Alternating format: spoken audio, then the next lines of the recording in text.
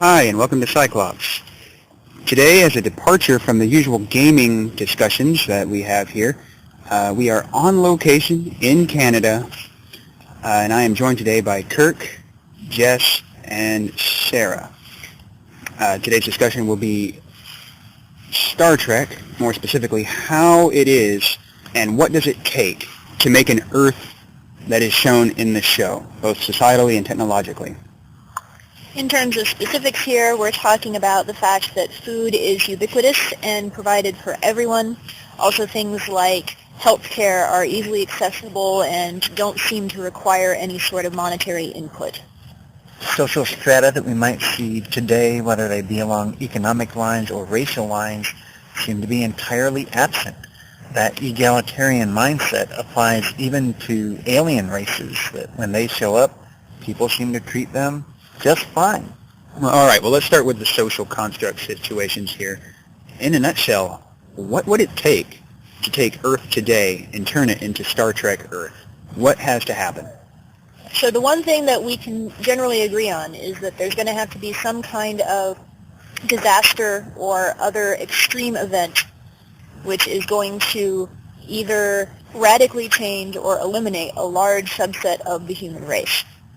And this could be something like a plague or a natural disaster event or an alien attack that causes a radical drop in the burden on the planet and allows opportunity for reconstruction of societal boundaries and governments in a very different way.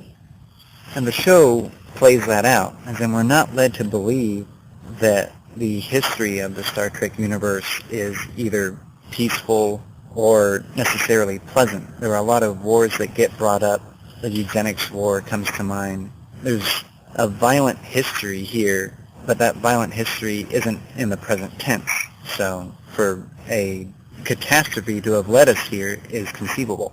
And I agree with you. So what we're saying here is that the odds of humanity walking hand in hand to a better future, it's not bloody likely. Something's going to have to happen, and it's going to have to be bad, catastrophically bad. Would you all agree? Yes.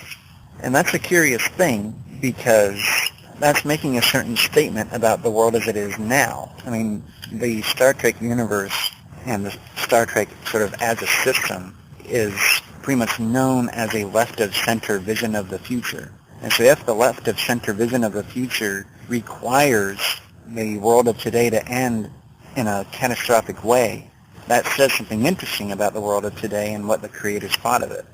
So if the world encounters this sort of great catastrophe, what is it that gets you out of that? How do you not just end up wallowing around in mine shafts like Dr. Strangelove?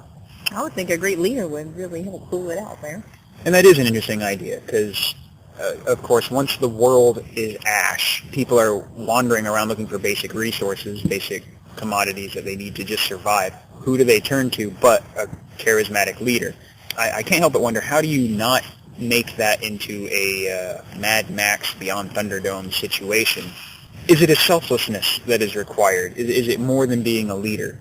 How do you differentiate the right leader from the warlord? Because it's not like either one is wrong. The warlord is taking care of his own, and in a desolate, broken Earth, you have to, you got to do what's necessary sometimes. What brings people together in unification?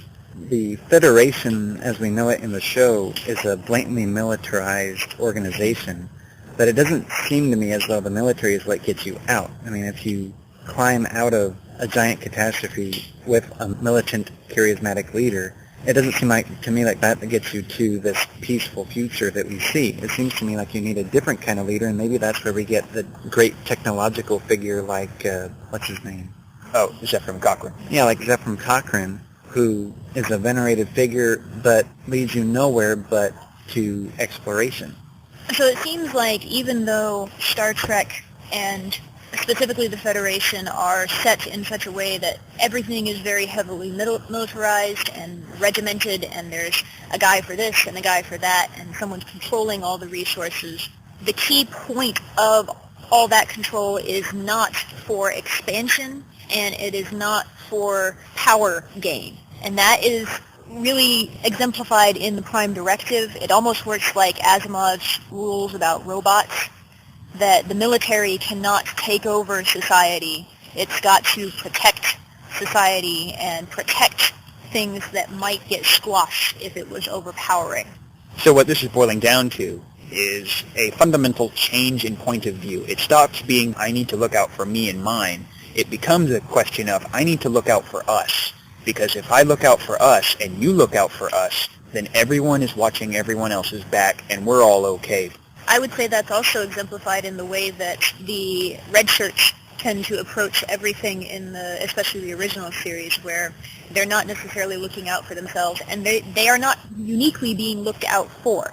Their ability to watch out for the group as a whole is what is being used as a resource, and that's why they die so much. Oh, interesting. So you're making a point that perhaps the red shirts are in fact aware of their potential for death, and this is the service I perform because it does the greatest good that I can do.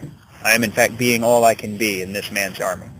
And maybe that's related to the spacey aspect of the show, in that when you come out of a giant, maybe a conflict or some other catastrophe, and you're just on the edge of survival, and then maybe at that moment realize that you're not even alone in the universe, that who knows how many threats there might be out there, and we can barely even survive each other, then looking out for each other becomes all the more important. And so it seems to me that encountering that alien life form extremely early in the process is essential, because if you get these other technological advancements like warp drive and you go into space and you stay there a while, and then you encounter the alien civilizations, then you end up with more of an enemy mine situation where you meet the aliens and immediately fight them because you don't understand and you have a lot to lose potentially.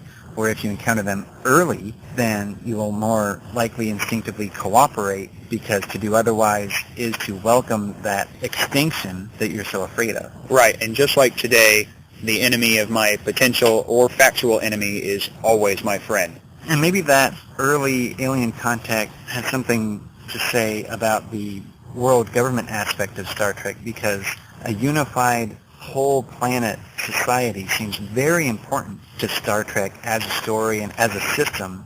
In fact, it's one of the things that they seem to require for membership, because warp-type space travel is one requirement, but another requirement that keeps coming up is a peaceful world government. Why is that so important to the Star Trek creators and to that system? Well, that is a good point, because a single world government is asking a great deal. I would argue that it's probably most indicative of a kind of acceptance, a kind of commitment to each other, because after all, what does one person know about the needs of another person on the other side of the world? It requires an understanding that I am going to look after you, and it's probably not going to work the first time. Odds are you're going to have to go through a few world leaders before you figure out the system, and a few more wars because of it. Like, this is a very critical step, and I imagine that the Federation's requirement that you have this, a stable world government, is proof that you're not going to suck the Federation into some kind of personal civil war. You're not going to suddenly bomb yourselves out of existence because you don't agree with each other about who can lead or how, or something similar. The idea of a small group, not necessarily within a planet, but a small group like a ship of people or a colony working together and relying on the abilities and technology available to them, is a theme throughout a lot of the shows. It's encountered with some of the colonies that they visit in Next Generation. It's very heavily drawn on in Voyager because of the nature of their strandedness. And one of the interesting things is the idea that within these small colonies, they're very dependent on what technology is available to them. A lot of them become very heavily agricultural, and whenever these colonies interact with other alien species, there's usually a major jump in one direction or the other to become militarized or to increase the size of the colony or something like that as a result of the change in technological availability.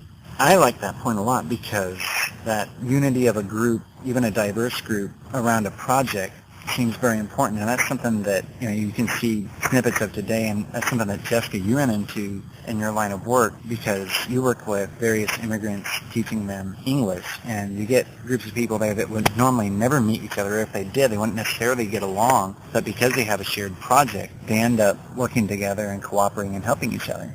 Yeah, in my classroom we have people from Cuba and from Russia, from Africa, who would otherwise never be together, but find a commonality in learning a language and trying to understand the other people from the community and the world around them. And I think the UN is also trying to do this, coming together, trying to help others with national problems or leadership issues in their country as well.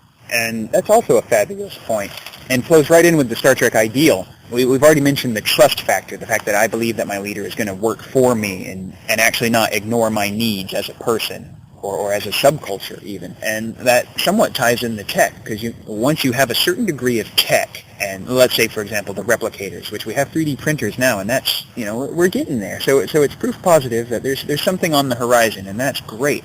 But once we get there, once we have the ability to just replicate food out of a bag of goo, that means something. That means that we're not worried about the food so much anymore. If everyone can get food, that stops being a priority. And then we can start worrying about other things. And that requires leaders who can then look at those other things. None of us are worried about food anymore. Well, let's worry about borders. Well, if we get to a certain point where the borders no longer matter, now we have space travel, and we can get from place to place, and the borders, it's less important. Well, now the borders don't matter, and we can move on to bigger things. And this leads into bigger government, more management. The UN, like you said, varied and cross-cultured people are able to interact, work together for a common goal. And eventually it leads up to a unified government. You also don't have to fight for things that you are commonly shared among all the people in the world. I don't have to fight Canada for more land because you are my brother and you'll take care of me. One other really interesting thing about the way that the Federation is set up that we don't really see much outside of the Federation is the amount of monitoring and general, not necessarily surveillance, but government awareness of what you are doing and where you are at any given time. Yeah, that's true. You have other civilizations in this universe that have the same tech, but they get very different results and very different civilizations out of it. So it's not just a question of, well, can I replicate food or can I, travel the stars? It's a question of how do you use that tech. And that relates to that left-of-center vision of the future, because if you have more of a right-of-center vision of government and structure that is distrustful of it, then you end up with a very different use of technology, and you end up with a different story. A mirror universe reflects this point of view really quite well, what with a strong military atmosphere being in stark contrast to regular Star Trek atmosphere, which is one of exploration. Yeah, it's almost exactly the same. Everything is the same structurally and technologically, even biologically, but it's not the same socially, and that makes all the difference. Well, it looks like we're about out of time here, but I think we can all agree that while the Star Trek universe is in itself an ideal, and no one can really argue against it, the potential for us to arrive there is, of course, possible. But we certainly have a long way to go. But who knows, maybe we'll get there. And that's all the time we've got here today. Thank you very much for joining us out here in scenic Canada. And as always, if you enjoyed what you watched, please like us, subscribe to us even, or just leave a comment below. See you next time.